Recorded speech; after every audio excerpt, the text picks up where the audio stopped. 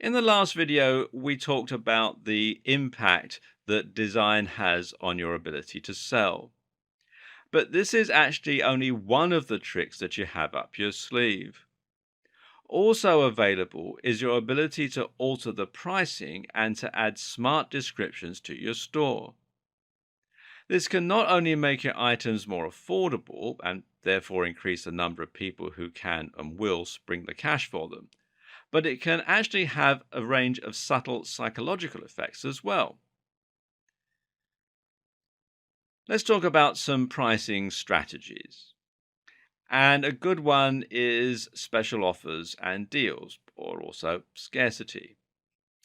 And a special offer is a great way to encourage more people to buy your products. And if you price this offer correctly, then the increase in turnover should also help to increase your profits. In other words, you might lose out on each individual item, but by selling more items, you can still increase overall earnings. But special offers and deals also have another effect. They introduce time pressure. People know offers last only for a finite amount of time, and thus, by introducing special offers and deals, you'll automatically make people want to buy more quickly instead of going away to think about it. This in turn is very valuable for you. Why? Because people are most likely to buy things when they act impulsively. People buy most of the time based on emotion, not reason. So if you can get them to act quickly, they'll be much more likely to spend the cash than if you give them time to go away and mull it over. By using an incentive to act faster, you thereby make them act more quickly and act more impulsively. And as such, they'll be much more likely to buy from you. Another way to make your audience act quicker is to make the products limited in stock. This creates scarcity, and in doing that, in turn, also makes your items more valuable and thus desirable. People want things that no one else can have. We talked about color contrast earlier and making your products physically stand out on your digital shelf. But there's another type of contrast to consider too, and that's the contrast between your price points. Whether we like it or not, our brains tend to automatically judge the value of something by comparing and contrasting it with other things. Something expensive only seems expensive, often, insofar as it is expensive compared to other things. What this means is that you can easily make something look a lot more affordable by putting it next to something very expensive. And at the same time, doing this can also help make the expensive items seem more premium and thereby luxury and desirable. And furthermore, this means you'll have more luck selling point of sale options and upselling when the customer is already spending more. When someone is spending $500 on your website, they won't think much about adding $10 extra for a discounted product. But if they're only spending $5, then they'll be unlikely to want to add another $10 to the order. Think about this when choosing what to upsell and how to utilize POS.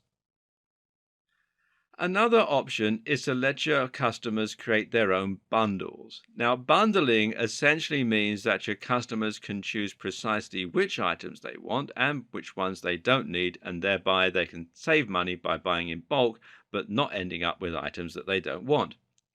Bundling is very effective because it ensures that you have at least one option for every type of buyer.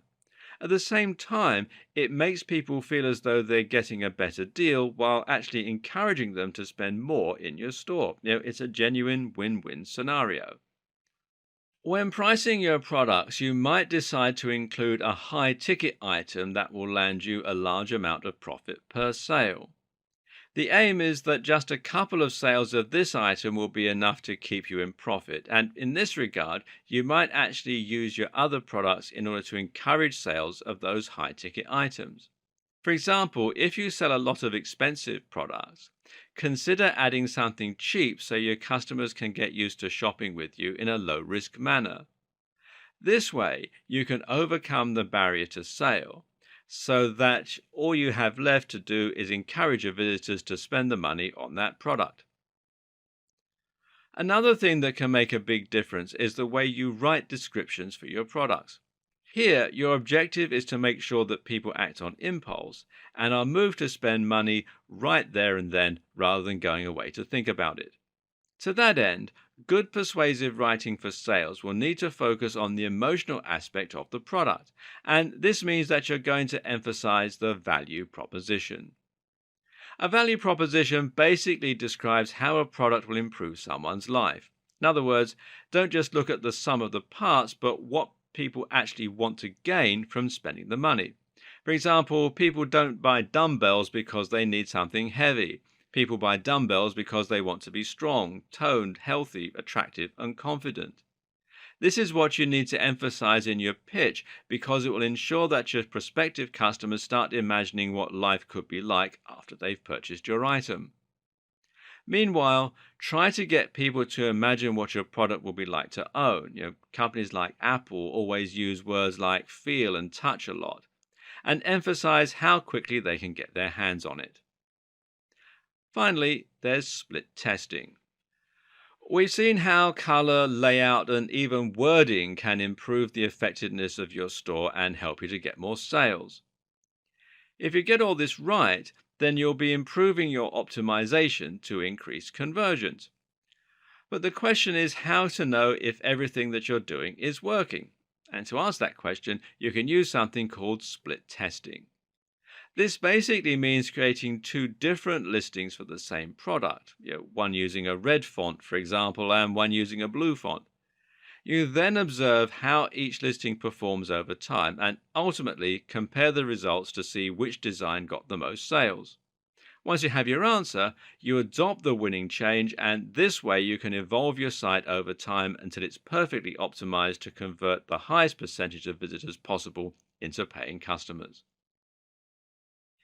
If you took on board everything we covered in the last video, then you should now have an online store that's highly effective at converting visitors into paying customers. You're drawing attention, making your products look desirable, and then maximizing the profits from each sale that you make. All that's left is to make sure as many people as possible are finding your website, and if you do this right, then your business will start to scale and you can invest more back into marketing. Here are some strategies you can use. Before you start spending money on adverts, SEO might be a better first port of call. SEO stands for Search Engine Optimization and is essentially the process of optimizing a website and link strategy so that your store is easy to find on Google when people search for it. To do this, you often begin by identifying a search term, otherwise known as a key phrase, such as buy hats online. Only you won't want to choose buy hats online because that will be very competitive and very difficult to rank for. This is why it's such a good idea to have a particular target audience and a particular type of product. Remember how we discussed selling brightly colored shirts? Well, brightly colored shirts is likely a key phrase that people look for but which isn't quite as competitive. To start ranking for this term, you need to ensure that you have a well optimized website, meaning it's fast, mobile friendly, and easy to navigate, and that you include the keywords you've selected in your descriptions and on your blog occasionally. Aim for around 1% density, so for every 100 words you can include the key phrase once. It's also useful to include it in headers and meta descriptions and then to try and build as many links as possible on relevant websites. Now, this might mean getting a fashion blog to link to you, for example. You might be able to do this by providing them with free content, which is called guest posting. And speaking of content, content marketing is also a fantastic tool you can use. This basically means you're running a blog, and the aim is to get people to subscribe and to look for your site when they want information relevant to your industry. So, if you sell gardening tools, you should have an authoritative blog on gardening that people can subscribe to. In doing this, you'll now have an audience that trusts your recommendations and that listens to what you say. You can now recommend them your own products and even provide them with special offers. Email marketing goes hand in hand with content marketing.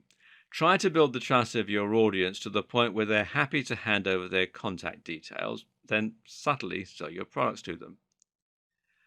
Building an audience for your blog is, of course, the tricky part, but you can do this by running a social media account and by using SEO. And speaking of social media, this can also be used to directly sell your products. One great way to do this is by promoting the value proposition and the lifestyle that your products support. So, if you want people to buy your fitness books, this might mean running an Instagram account that includes lots of pictures of you training in the gym. You can also use influencer marketing this way. Why not get a big Instagram star to post a photo with one of your products? You can even sell directly through several social media channels. Pinterest, for example, now lets you sell straight through your account, and so does Facebook if you use the right WooCommerce plugin or Shopify plugin for your page. Don't be afraid to ask your friends to share your page and your special offers either. Note that with both content marketing and social media, the main objective is to provide value. If you don't do that, people won't follow you and you won't have an audience to sell to. PPC is pay-per-click marketing. This is an excellent tool for getting more sales, but it costs money. Basically, these platforms charge you only when someone clicks on an advert. This means that if the adverts don't work, then you won't be charged anything. You can set a minimum cost per click, though the more you're willing to spend, the more your advert will show up in competitive niches. The biggest ad platforms for PPC are Google AdWords, meaning your advert appears on Google, and Facebook ads. And they must work. Amazon spends up to $1 million a day on AdWords. And particularly useful is the remarketing feature of AdWords that lets you advertise products that people have previously considered buying back to your old visitors when they're on other sites. There's so much more to running a successful e-commerce business, but a lot of it you'll learn as you go. Hopefully, though, you're feeling inspired enough now to jump in and start giving it a go. This is a fantastic way to earn money online, and as we've seen, there are countless small tricks and techniques you can use to accelerate your sales and increase your earnings. The potential is limitless, and it's only going to grow as e-commerce becomes more and more widely accepted. To recap then and set you off, just follow these simple steps. Step number 1. Decide what kind of business you will be running. Is this something you're adding to your existing high street store? Or are you designing a store to run as a side business while you continue with your current employment? Step number 2. Choose a type of product, choose a type of niche, and choose an audience. Think about how you'll create and procure your products, but also think about the amount of competition you'll face and the key phrases that you'll come up against. Step number 3. Create your website and add an e-commerce platform. Use WordPress and either WooCommerce or Shopify for the majority of scenarios. Step number 4. Start adding themes and plugins and think about how you're going to lay out your site. And finally, step number 5. Begin marketing your site through social media and with a blog. Reinvest the profits in more stock and more marketing, and keep a close eye on what's working. Rinse and repeat these steps, and before you know it, you'll be able to start expanding your operations. Next step, well, buying your own warehouse, but that's a topic for another video.